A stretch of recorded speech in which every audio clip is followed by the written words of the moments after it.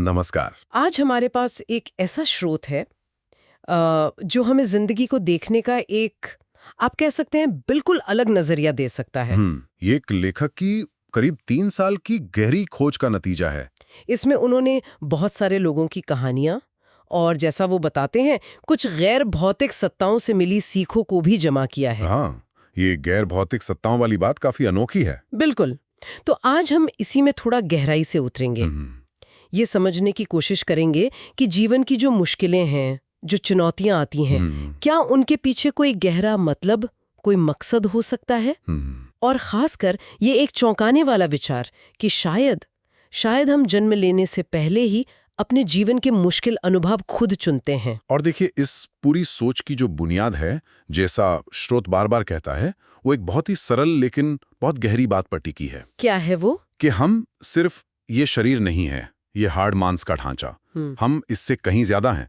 हम एक अनंत आत्मा है, एक अविनाशी चेतना। हाँ, यहीं से मतलब सारी बातें खुलनी शुरू होती हैं। सही कहा। और ये विचार कि हम सिर्फ शरीर नहीं, आत्मा है, यही वो नींव है ना जिस पर लेखक अपनी पूरी समझ बनाते हैं, खासकर जब वो जीवन की मुश्किलों को देखते हैं। बिल्कुल। सुनने में शायद ये आसान लगे, पर जरा सोचिए, अगर कोई सच में इस बात को अपने अंदर उतार ले, तो उसके लिए दुनिया कितनी बदल सकती है। हाँ, निश्चित रूप से। खासकर उन लोगों के लिए जिनकी परिस्थितियां बहुत कठिन हैं। जैसे स्रोत में जेसन का उदाहरण दिया गया है, वाह, जेसन का। जो शारीरिक रूप से अक्षम है। अब सोचिए, अगर आप मानते हैं कि बस आप ये शरीर हैं और यही एक जिंदगी है, तो ऐसी हालत में तो भयानक निराशा होगी। बिल्कुल, बेबसी महसूस होगी। हाँ, बेबसी। ऐसा लगेगा कि जिंदगी ने कितना बड़ा अन्याय कर दिया आपके साथ। लेकिन अगर वही इंसान इस समझ तक पहुंच जाए कि मैं ये शरीर नहीं हूं, मैं तो एक शाश्वत आत्मा हूं, हाँ, तो पूरा नजरिया ही पलट जाता है। और अगर इसके साथ ये संभावना भी जुड़ जाए कि शायद ये जो शारीरिक अक्षमता है, इसे आत्मा के स्तर पर किसी गहरे कारण से खुद ही चुना गया हो, तो फिर जीवन एक त्रासदी नहीं रहता। नहीं रहता। हाँ। वो एक रहस्यमयी यात्रा बन जाता है शायद। बिल्कुल। देखिए, दुख शायद पूरी तरह खत्म ना हो, ऐसा नहीं कह सकते, हम्म, लेकिन उसका जो डंक है वो निकल जाता है। हम्म, उसकी जगह एक जिज्ञासा ले लेती है कि भाई, इस अनुभव का मकसद क्या है, हम्म। मैं इससे क्या सीख सकती हूँ, या मुझे दुनिया को इसके जरिए क्या देना है। खालीपन की जगह उद्देश्य का भाव आ जाता है। हाँ, उद्देश्य। हम्म, और यहीं पर ये जो जन्म पूर्व योजना की अवधारणा है, हम्म। वो बहुत महत्वपूर्ण हो जाती है। जन्म पूर्व योजना, ये शब्द ही सोचने पर मजबूर कर देते हैं। क्या आप इसे थोड़ा और साफ करेंगी?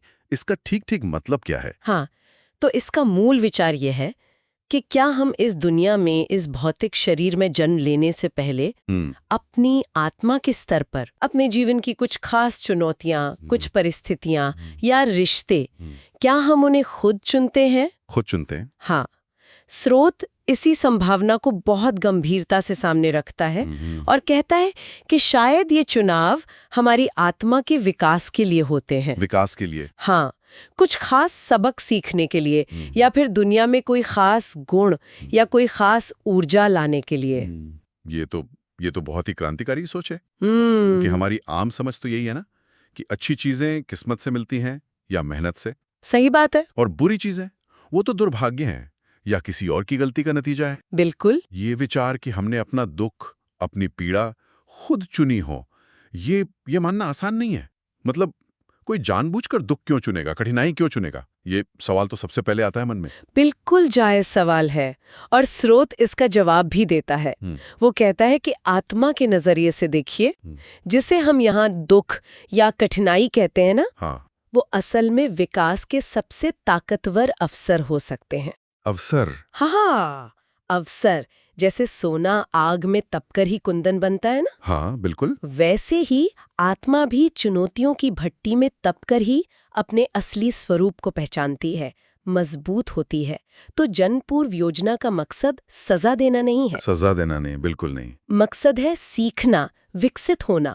तो ये नजरिया तो पूरी तरह बदल देता है कि हम दूसरों की मुश्किलों को कैसे देखते हैं। हाँ, लेखक अपना ही अनुभव बताते हैं कि कैसे पहले उन्हें सड़क पर किसी बेघर व्यक्ति को देखकर दया आती थी, एक तरह का तरस, दुख होता था।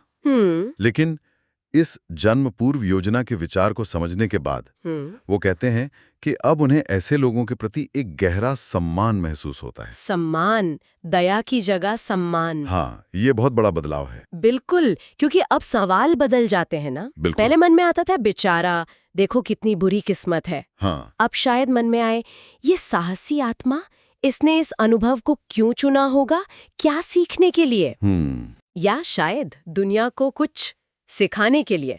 हो सकता है उनका अनुभव बिल्कुल वैसा ही हो जैसा उनकी आत्मा चाहती थी अपने विकास के लिए। या ये भी तो हो सकता है, जैसा लेखक सोचते हैं कि उनका जो कठिन जीवन है वो हम जैसे लोगों के लिए जो राह चलते देख रहे हैं, हमें करुणा सिखाने का अवसर दे रहा हो। हाँ, ये भी संभव है। सहानुभूति दिखाने का, मदद का हाथ बढ़ाने का एक मौका।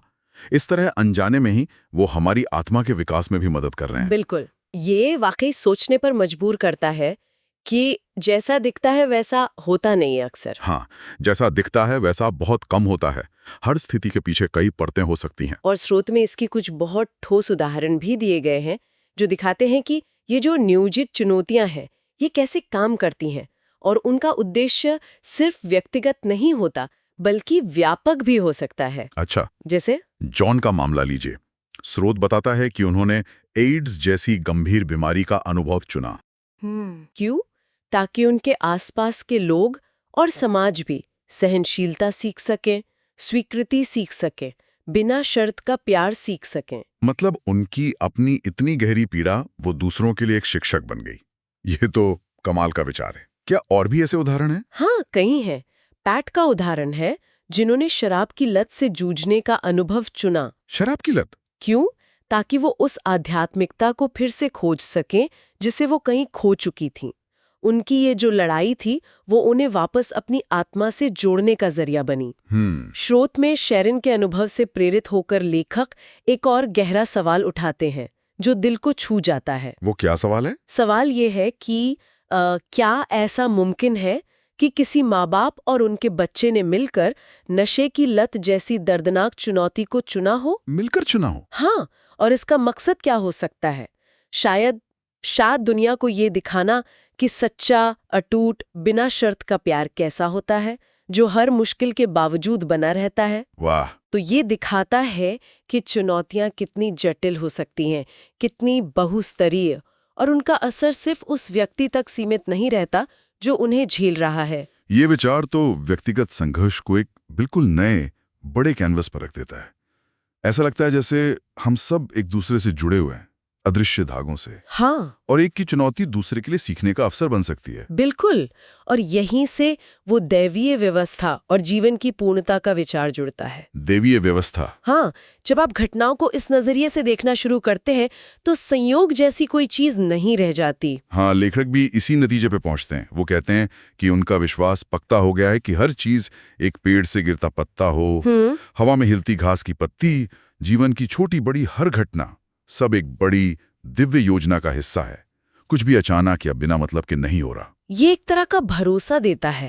हाँ, पहले जहां शायद उन्हें दुनिया में कमियां दिखती थी, गलतियां दिखती थी, अब उन्हें हर स्थिति में, यहां तक कि सबसे मुश्किल हालात में भी, एक तरह की पूर्णता नजर आती है। पूर्णता? हाँ, जैसे जीवन ठीक वैसे ही सामने आ रहा है जैसे उसकी योजना बनी थी। ये एक बहुत शांत करने वाला विचार हो सकता है ना, खासकर जब चीजें हमारी उम्मीद के मुताबिक नहीं हो रही हों। बिल्कुल। ये भरोसा कि सब कुछ एक बड़ी योजना का हिस्सा है, ये हमें स्वीकृति और धैर्य दे सकता है। और स्रोत बताता है कि इस बड़ी योजना के पीछे, इन जीवन योजनाओं के पीछे अक्सर एक दोहरा उद्देश्य होता है। दोहरा उद्देश्य? अच्छा, वो क्या है? ये जानना दिलचस्प होगा। पहला उद्देश्य तो है हमारा अपना सीखना और विकास। ठीक है। जैसा हमने कहा, हम चुनौतियां चुनते हैं ताकि हम अपनी सीमाओं को लांघ सकें, नए गुण विकसित कर सकें और सबसे जरूरी ये याद कर सकें कि हम असल में हैं कौन। अपनी आत्मिक प्रकृति को याद करना। हाँ, अपनी आत्मिक प्रकृति, अपने प्रेम स्वरूप को पहचान सकें। कठिनाइयां अक्सर हमें हमारे अहंकार से परे देखने में मदद करती हैं और अपनी गहरी शक्ति से जुड़ने में भी। समझ गया। सीखना और खुद को याद करना। और दूसरा उद्देश्य क्या है? दूसरा उद्देश्य भी उतना ही महत्वपूर्ण है। वो है अपने अद्वितीय सार को, अपने खास गुणों को, या कह लीजिए आत्मा के रंग को दूसरों के साथ साझा करना। साझा करना? हाँ, हम यहाँ सिर्फ अपने लिए नहीं है ना, हम एक समुदाय का हिस्सा है और हर आत्मा के पास दुनिया को देने के लिए कुछ अनोखा है, कुछ खास है। हमारी चुनौतियां अक्सर हमें उन गुणों को प्रकट करने का मंच देती हैं। क्या आप इसके कुछ उदाहरण दे सकती हैं, जैसे पहले दिए थे? हाँ बिल्कुल। स्रोत कई लोगों का जिक्र करता है, जैसे हमने जॉन की बात की, जिन्होंने सहनशीलता का गुण साझा किया। डॉरिस का उदाहरण है, जिनकी उपस्थिति ही शायद दूसरों के लिए उपचार या सुकून लाने वाली थी, हीलिंग प्रेजेंस जिसे कहते हैं। अच्छा। जेनासॉट, जो शायद मुश्किल हालातों से गुजरी, पर उन्होंने सच्चे और खुले संवाद का महत्व सिखाया। हाँ, स्रोत में बॉब की कोमल दया का भी जिक्र है, पेलोलूप की सबको समान समझने वाली करुणा और पैट के गहरे विश्वास का भी। बिल्कुल।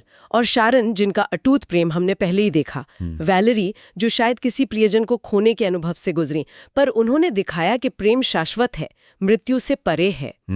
जेसन, जिनकी शारीरिक अक्षमता के बावजूद दृढ़ता प्रेरणा देती है। और क्रिस्टीना क्रिस्टीना हमें सिखाती है कि सबसे घने अंधकार में भी उम्मीद और रोशनी कैसे खोजी जा सकती है। ये सब सुनने में बहुत प्रेरणा देता है।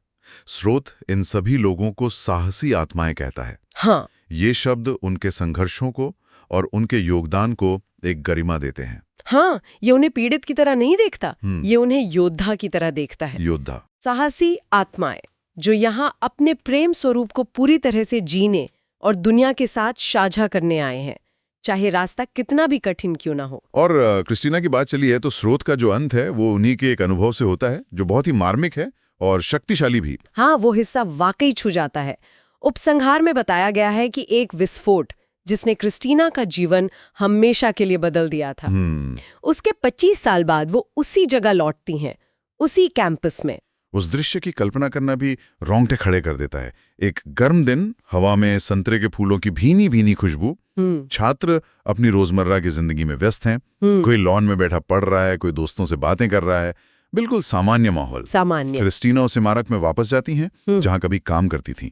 वो बेसमेंट में बने मेल बॉक्स के सामने कुछ पल खड़ी रहती हैं, फिर सीढ़ियां चढ़कर ऊपर आती हैं, उस हॉलवे और लॉबी से गुजरती हैं जहां शायद उनकी जिंदगी का सबसे भयानक हादसा हुआ था। और फिर बाहर धूप में निकल आती हैं। ये सिर्फ एक जगह पर लौटना नहीं है, ये अपने अतीत का सामना करना है, अपनी पीड़ा का सामना करना है। हाँ, लेकिन एक बदली हुई चेतना के साथ। 25 साल बाद वो उसी जगह पर खड़ी हैं, लेकिन अब वो इंसान नहीं है जो वो उस दिन थीं। बिल्कुल। आत्मा की यात्रा ने उन्हें बदल दिया है। हाँ। और बाहर निकलकर वो दूर दिखते सैंटा एना पर्वतों को देखती हैं। उन पर सुनहरी धूप पड़ रही है और ऐसा लगता है जैसे हवा घाटियों से खुशी का कोई धीमा शांत गीत गा रही है। ये अंतिम छवि बहुत खूबसूरत है और बहुत प्रतीकात्मक भी है। ये पर्वत, ये धूप, ये हवा, ये शायद शांति का प्रतीक है, स्थिरता का। समय के साथ जो परिप्रेक्ष्य मिलता है, जो स्वीकृति आती है, शायद उसका प्रतीक है। इतने सालों बाद उसी जगह लौटना, लेकिन भीतर एक गहरे सुकून के साथ। हाँ, ये दिखाता है कि कैसे सबसे गहरे घाव भी समझ, स्वीकृति और आत्मा के विकास के साथ बदल सकते हैं, रूपांतरित हो सकते हैं। हाँ। ये एक तरह से यात्रा के पूरा होने जैसा है। बाहरी दुनिया शायद वही दिखती है, पर अंदर का नजरिया, अंदर की अवस्था पूरी तरह बदल चुकी है। दर्द शायद पूरी तरह मिटा ना हो, पर उसने अपना अर्थ पा लिया है। तो आज की इस गहरी बातचीत का सार निचोड़ यही निकलता है कि जीवन की चुनौतियां, जिन्हें हम अक्सर बस दुर्भाग्य मान लेते हैं, हाँ, या अन्याय या सिर्फ पूरा वक्त, शायद वो हमारे आत्मा के विकास के लिए और इस दुनिया में कुछ खास योगदान देने के लिए हमारे द्वारा ही चुने हुए रास्ते हो सकते हैं। और ये नजरिया, जैसा कि स्रोत हमें दिखाता है, हमें मुश्किल से मुश्किल हालात में भी एक उद्देश्य देखने में मदद कर सकता है, एक सीख और शायद एक तरह की छिपी हुई दैवीय व्यवस्था देखने में। बिल्कुल सही कहा आपने। और अंत में मैं एक विचार छोड़ना चाहूंगी जिस पर शायद हमारे सुनने वाले सोच सकते हैं, मनन कर सकते हैं। जरूर। अगर हम इस संभावना को सिर्फ एक संभावना के तौर पर ही सही स्वीकार करते हैं कि जीवन की कठिनाइयां पूर्व नियोजित हो सकती हैं, हमारे भले के लिए या दूसरों के भले के लिए, तो ये समझ सबसे पहले तो हमारी अपनी मुश्किलों का सामना करने के तरीके को कैसे बदल सकती है। क्या इससे हमें ज्यादा हिम्मत मिल सकती है, ज्यादा स्वीकृति? हाँ, ये तो है। और शायद इससे भी ज्यादा जरूरी, ये दूसरों की मुश्किलों के प्रति हमारे नजरिए को, हमारी सहानुभूति को, हमारे व्यवहार को कैसे प्रभावित कर सकता है? ये बहुत अहम सवाल है। क्या इस समझ से हमारी करुणा और गहरी हो सकती है? क्या हम लोगों को उनके संघर्षों में ज्यादा सम्मान दे पाएंगे और कम जजमेंट के साथ देख पाएंगे? इस पर सोचना शायद हमारे रिश्तों को और दुनिया को देखने के हमारे ढंग को बदल सकता है।